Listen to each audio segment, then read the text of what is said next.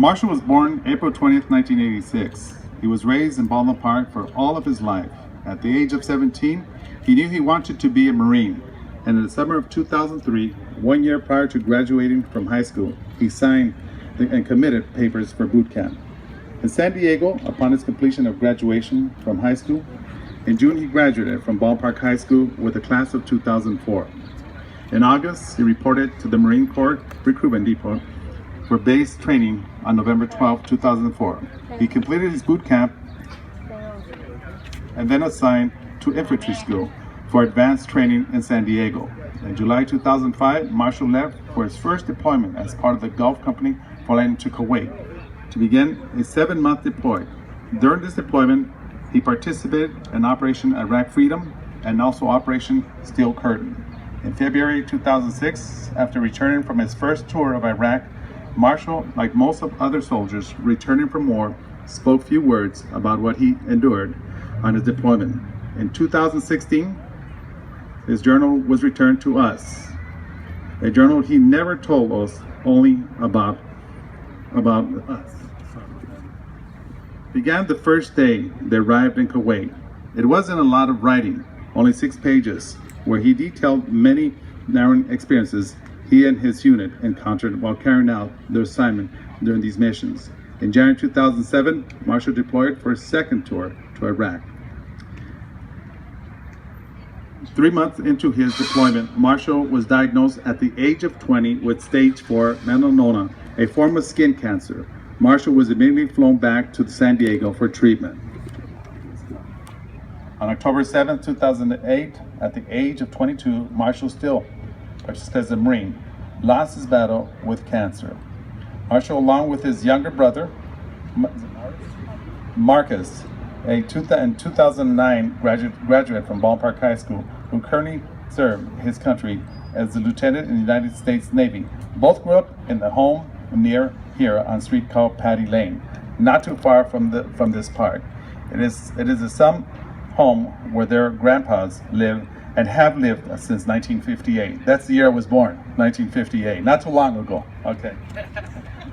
Okay, Marshall and his brother Marcus always have been proud to have been born, to have been from Baldwin Park, and both of them, aside from being stationed in San Diego, have never lived anywhere else.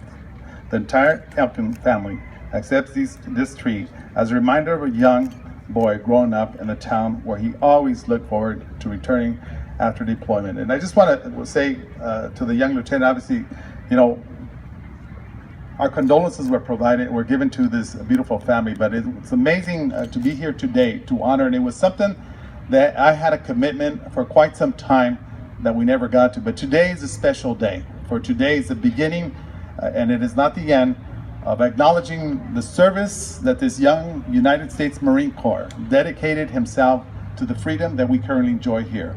We know that he's with us in spirit, and he's looking at each and every one of us.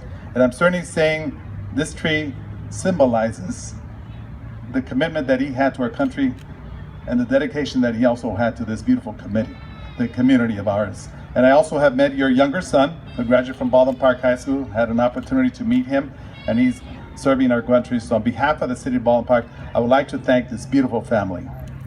I'm going to give the mic over to you. Marshall is a great example of what a Marine is, and he was a great example of somebody that had a lot of pride for Baldwin Park. Growing up with him, he married my cousin, and it seems like they were together since they were 12 or 13. Is that right, Cindy? 12 or 13. So he would always be at the house. My cousin was sick, and this kid would come over every day after school and take care of her, to the point where he just turned into family. Then they married into family. He was very brave. This whole family raised a Marine. They're like, this is your American family here that raises a kid to grow up to be willing to sacrifice his life for his country. And Marshall just had so much pride in Baldwin Park. He knew where his roots are, just like a lot of us are. And I'm sorry, it's a little bit hard, but when he was just a really brave guy that loved his community and loved the city. And I think he would be very honored to know that there's a tree that's going to grow in his name, that's going to have roots deep as him, that's growing in the community.